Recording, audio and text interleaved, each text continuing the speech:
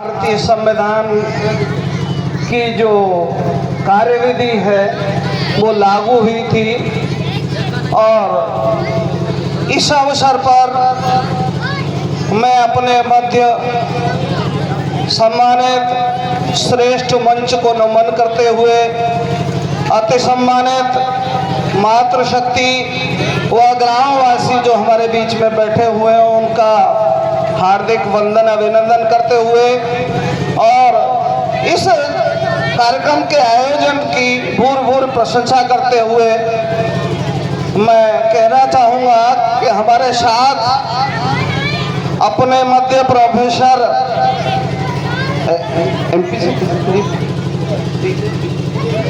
DP Pal ji उपस्थित है जो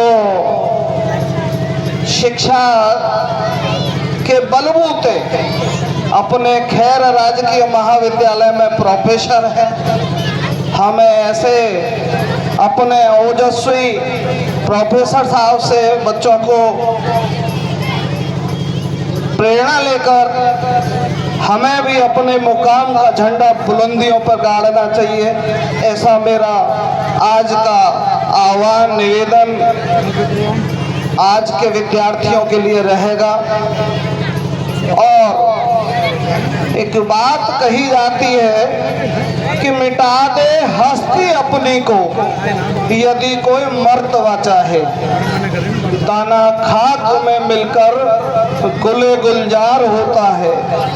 यानी कि कोई भी पौधा जब बड़ वृक्ष बनता है, बड़ा वृक्ष तभी बनता है पहला वो जमीन में अपने आप को मिटा देता है।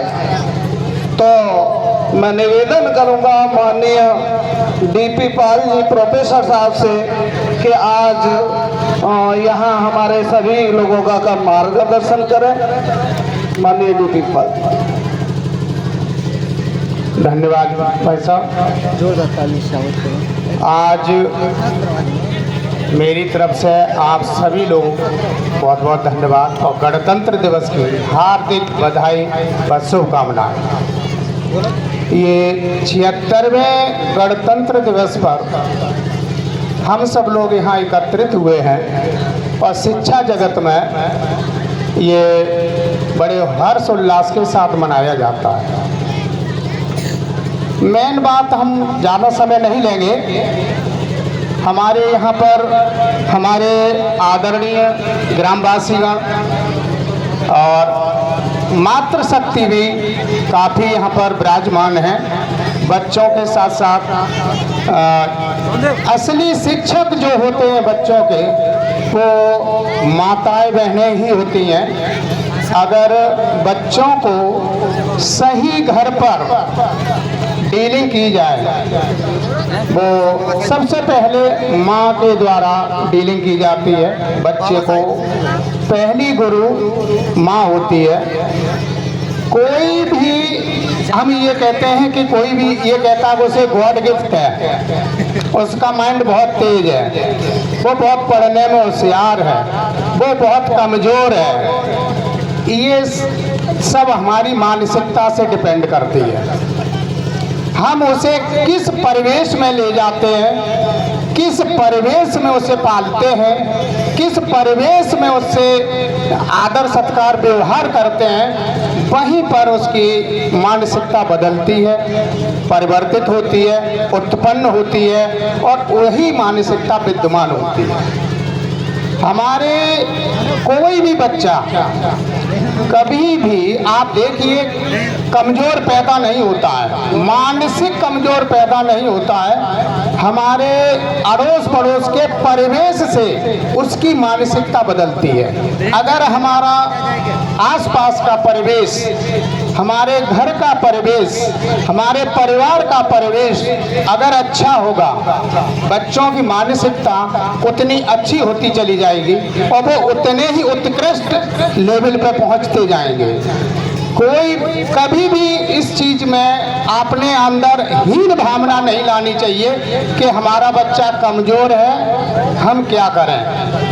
अब तो इस समय कई डायरेक्शन है। बच्चा किसी भी डायरेक्शन में जाना चाहे उसको पहचानिए। खेल कूद हुआ, कई तरीके के पढ़ाई लिखाई से और भी कई तरीके के हैं चीज़ें। ज़्यादातर बच्चों पे प्रेशर जो होता है वो कहते हैं बच्चा गणित में बहुत कमज़ोर है। अरे तो गणित वाले सब प्रोफेसर थोड़े नहीं हैं, हिंदी वाले प्रोफेसर हैं, ज्योग्राफी वाले प्रोफेसर हैं, हिस्ट्री वाले, इंग्लिश वाले सभी बन जाते हैं प्रोफेसर, केवल गणित वाले ही थोड़े ना प्रोफेसर बनते।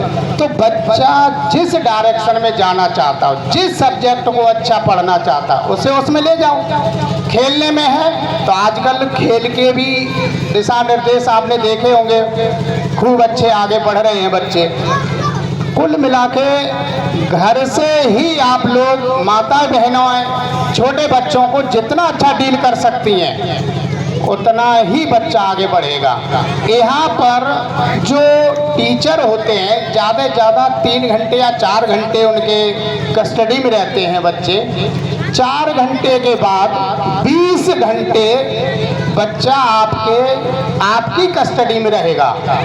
तो सबसे ज़्यादा टाइम कहाँ बच्चा दे रहा है? आपके अंदर, आपके पास।